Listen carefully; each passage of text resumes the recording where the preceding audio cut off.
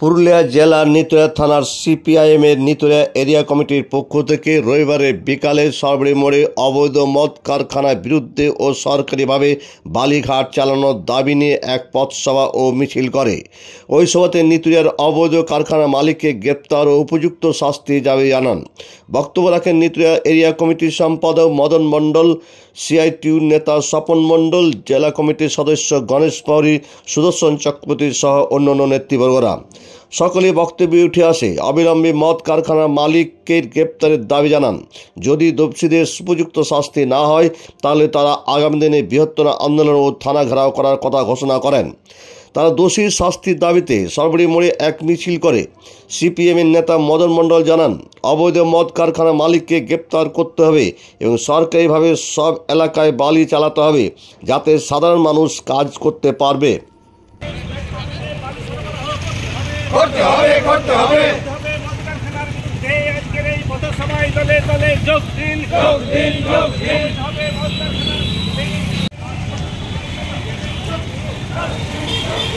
এলাকার যে সমস্ত দোকান কর্মচারী সহ বিভিন্ন মানুষজন যারা এখানে উপস্থিত আছেন, বিভিন্ন সাংবাদিক বন্ধু যারা আমাদের এখানে এসেছেন, তাদের সকলকে আমাদের পক্ষ থেকে আমি ধন্যবাদ এবং অভিনন্দন জানাচ্ছি। আপনারা জানেন যে আমরা যে গত কয়েকদিন আগে আমাদের নিতুড়িয়া এলাকায় মার্কেট রোডে সরবড়ি পেট্রোল পাম্পের পিছনে যে একটা মদের কারখানা অবৈধভাবে চলছে, তা আমাদের প্রথমে পুলিশের নজরে আসে। তারপরে আমরা যখন সেখানে তদন্তের জন্য অনেক পুলিশ আসে তখন আমরা জানতে পারি। কাজে এই মদ কারখানা কতদিন ধরে চলছে এবং এখানে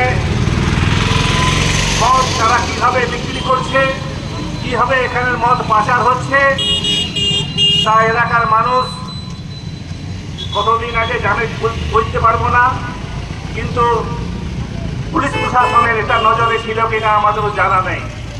আমরা চাই যে অবিলম্বে অবৈধভাবে যে মদ কারখানা চলছে তা বন্ধ করা এবং যারা এই মদ কারখানার মালিক, যাদের তত্ত্বাবধানে এই মদ কারখানা চলত, তাদের অবিলম্বে গ্রেপ্তার করা এবং তার শাস্তি দেওয়া।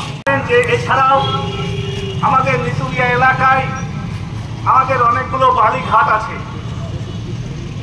পারবেরিয়া, শালতোর, চিনাকুড়ি, বিভিন্ন জায়গাতে আমাদের যে বালিঘাটগুলো আছে, সেই বালিঘাটগুলো থেকে আমরা অনেক সস্তায় অনেক কম দামে সরকারিভাবে ন্যায্য মূল্যে আমরা বালি পেতাম। কিন্তু আজ প্রায় দীর্ঘদিন যাবৎ আমাদের এই সরকারি বালিঘাটগুলো বন্ধ থাকায় আমরা কিন্তু যে মালিককে পাওয়ার একটা সুযোগ সেটা আমরা পাচ্ছি না। কোথাও কোথাও নম্বরীভাবে অবৈধভাবে ট্রান্সফারে কেউ বালি আনলেও কিন্তু সচরাচর আমরা বালি পাচ্ছি না।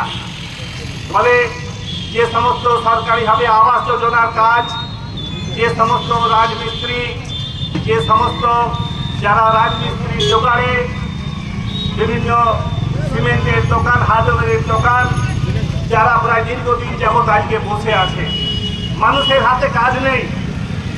কাজে অবিলম্বে এই বালি চালানোর ব্যবস্থা যাতে সরকারিভাবে চালু করা যায় তার দাবি আমরা দীর্ঘদিন ধরে করে আসছি, কিন্তু এখনো পর্যন্ত চালু না হওয়ায় আমরা আপনাদের কাছে আবেদন করছি এই বিষয়ে একটু সতর্ক সজাগ হয়ে উদ্যোগ নিন, যাতে আমাদের যে অর্থনৈতিক যে অবস্থাটা সেটা আমরা মানুষ যাতে কাজ পায় তার ব্যবস্থা। পার্টি মার্ক্সবাদী নিতুড়িয়া এরিয়া কমিটির পক্ষ থেকে সারা বছরই এই মোড় এলাকায় আপনাদের সহযোগিতা নিয়ে বিভিন্নভাবে প্রোগ্রাম করে থাকি।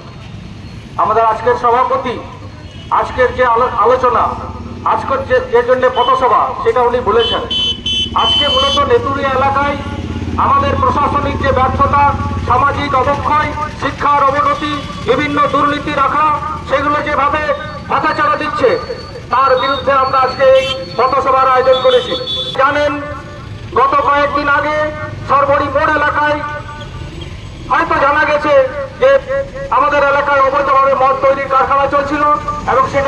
প্রশাসন সেখানে রেড দিয়েছে এবং তারপর ওখানে যারা কর্মচারী ছিল তাদেরকে অ্যারেস্ট করেছে।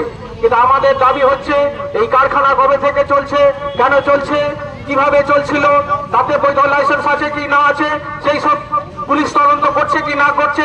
আমরা পুলিশ প্রশাসনের কাছে দাবি জানাচ্ছি অবিলম্বে সমস্ত দোষীদের শাস্তি, উপযুক্ত শাস্তি দিতে হবে, এই দাবি আমরা রাখছি ভারতের মার্ক্সবাদী কমিউনিস্ট পার্টি নেতুরিয়া এরিয়া কমিটির পক্ষ থেকে।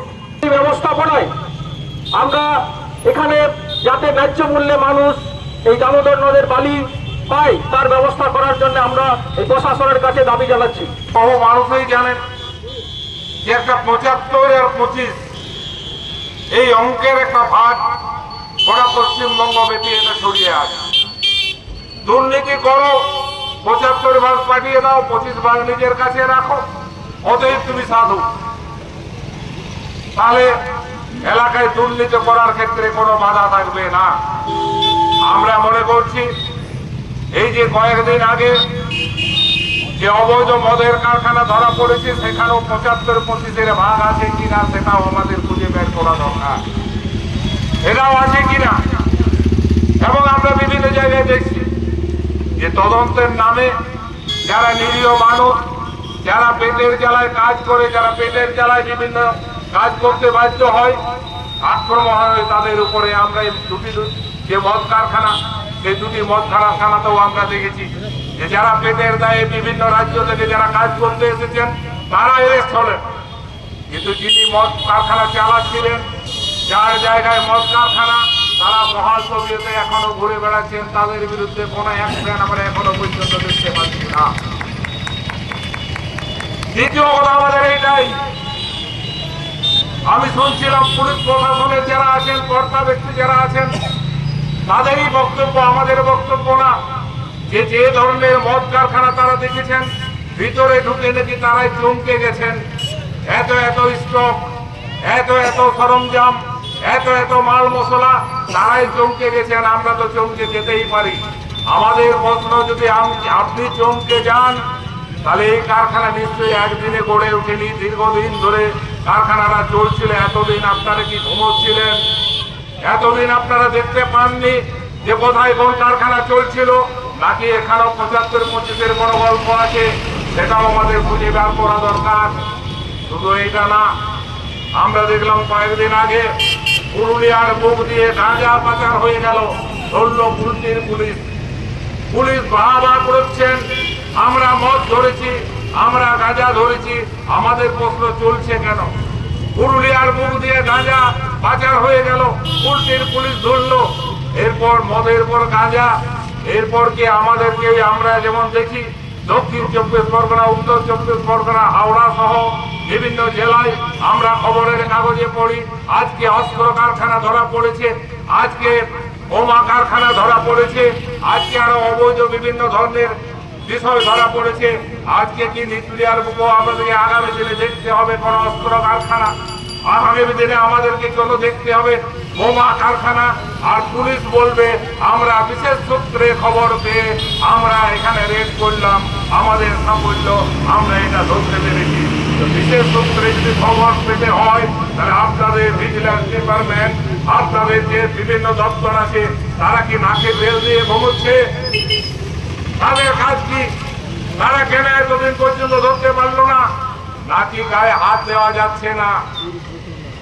এরকম কেউ কি আছেন যার গায়ে হাত দিতে গেলে 10 বার পুলিশকে ভাবতে হচ্ছে আমি গায়ে হাত দেবো কিনা, আমার পরবর্তী পরিণতি কি হবে? এই ধরনের কোনো ঘটনা কি আছে? আমরা মনে করছি এর পিছনে অন্য ঘটনা আছে। কারখানা, এখানকার গাঁজা, এখানেও কি কোনো সেরকম রায়েন মার্টিন কেউ আছেন নাকি যার অবদান এখানে অনস্বীকার্য? এখানের টাকা কি আরো কোথাও যাচ্ছে নাকি, পাচার হচ্ছে নাকি? এই বিষয়টাও আমাদের খুঁজে বার করতে হবে। কারণ শুধু এটা মদের কারখানা না, আমাদের এখানকার যারা যুব শক্তি আছে তাদের আগামী দিনের ভবিষ্যৎ নির্ভর করছে আমার নেতুরিয়ার শান্তি শৃঙ্খলা, আমার সংস্কৃতি, আমার সমস্ত কিছু বজায় থাকবে কিনা তার উপর। আর বালির ব্যাপার বলছেন, বালি চলছে না এমনি কথা না, গতকালকেও বালি পড়েছে পটরিয়াতে বালি পড়েছে। কি করে যায়? বালি যায় 5,000 টাকা ট্রাক্টর। আপনি রাতের বেলায় যান, সেটিং করুন, 5,000 টাকায় আপনি বালি পাবেন। বালি চলছে না এই কথা যদি কেউ বলে তাহলে আমি বলবো তিনি খবর রাখেন না। বালি চলছে, অবৈধভাবে চলছে। অসুবিধা কোথায়? বামফ্রন্টের আমলে যে ঘাটগুলো ডাক দেওয়া হতো, তার থেকে রাজস্ব আসতো, সরকারের ঘরে রাজস্ব জমা পড়তো, সেই রাজস্ব দিয়ে রাজ্যের উন্নয়ন হতো। সে শিক্ষা খাতে উন্নয়ন হতে পারে, রাস্তাঘাটের উন্নয়ন হতে পারে, বিভিন্ন উন্নয়ন হতে পারে, সেই উন্নয়ন হতো। কিন্তু আজকে সরকারিভাবে কোনো টাকা জমা পড়ছে না, কিন্তু বালি চলছে, অবৈধভাবে বালি চলছে। আপনারা জানেন দীর্ঘ টাল বাহানা। একদিকে মমতা ব্যানার্জি সরকার বলছে আমাদেরকে আবাসের টাকা দিচ্ছে না, আমাদের কেন্দ্রীয় সরকার বলছে আবাসের টাকাতে দুর্নীতি হয়েছে, আবাসের টাকার কোনো হিসাব দিচ্ছে না, কাজে আবাসের টাকা দেওয়া যাবে না। দীর্ঘ টাল বাহানা চললো 4 বছর। 4 বছর পর কোনো রকমে কি রফা হলো জানি না। যদি দুর্নীতি হয়েই থাকে তাহলে কেন্দ্র সরকার কিন্তু একজনের বিরুদ্ধে ব্যবস্থা নেয়নি। দীর্ঘ 4 বছর টাল বাহানার পর ইন্দিরাবাস যদি বা এলাকার কিছু গরিব মানুষ পেল, তারা এই বালির অভাবে কাজগুলো করতে পারছে না। তাই আমাদের দাবি যে যারা ঘরের টাকা পেল তাদের ঘরগুলো হবে কি করে, তার ব্যবস্থা অবিলম্বে করতে হবে এবং সরকারি ভাবে করতে হবে, এবং সেই টাকা সরকারি কোষাগারে যাতে জমা পড়ে তার ব্যবস্থা করতে হবে। সে কিভাবে করেছেন, কোথায় খবর পেয়েছেন, কি হয়েছে জানি না, কিন্তু আপনাদের সাফল্য আপনারা এগুলো ধরেছেন।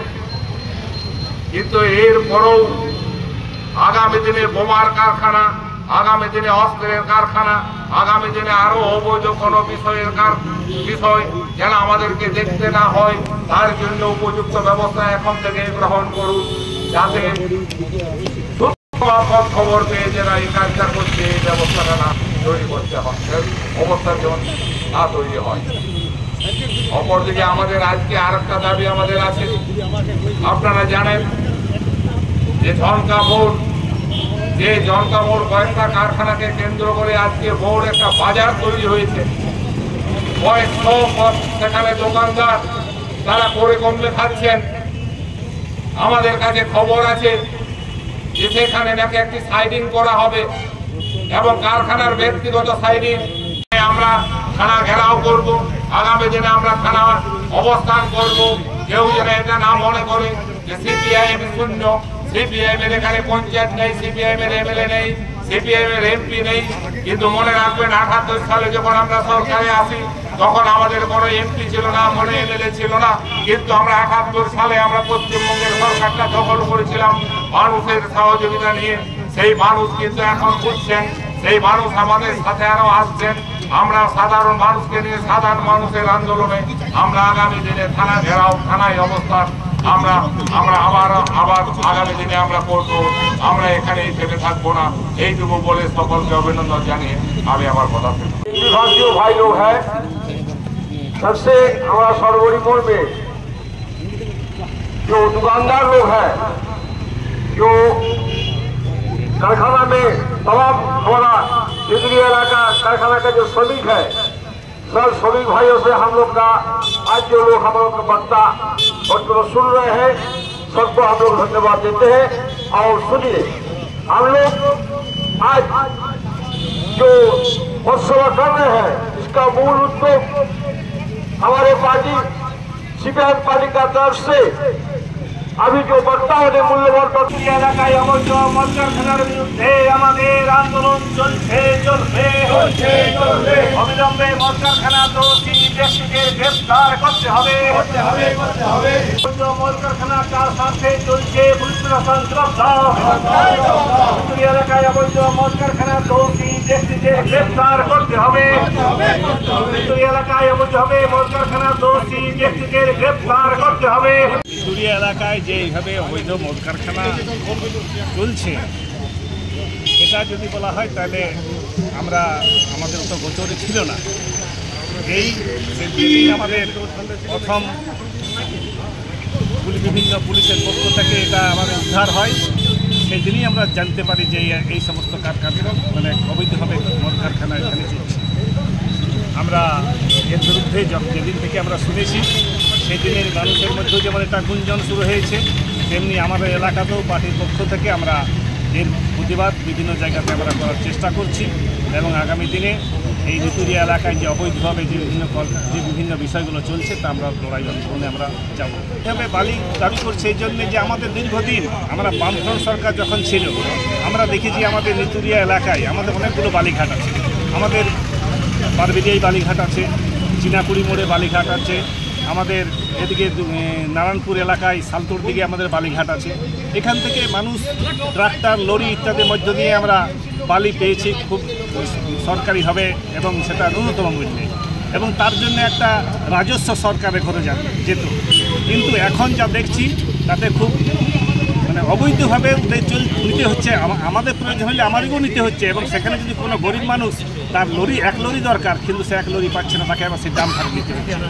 কাজে এই জন্যেই আমরা দেখছি যে গরিব মানুষের যে সমস্ত কাজগুলো যাদের একটু কম বালি দরকার তারা কিন্তু বালি পাচ্ছে না। এই অসুবিধার জন্য আমরা চাই যে সরকারিভাবে হোক এবং সেটা বিভিন্ন লরি যারা ট্রাক্টর বা যারা বিভিন্নভাবে চালায় তারাও যাতে এই সুযোগটা পায় সেটা আমরা। নাম মদন মোহন মণ্ডল, সম্পাদক নিতুরিয়া।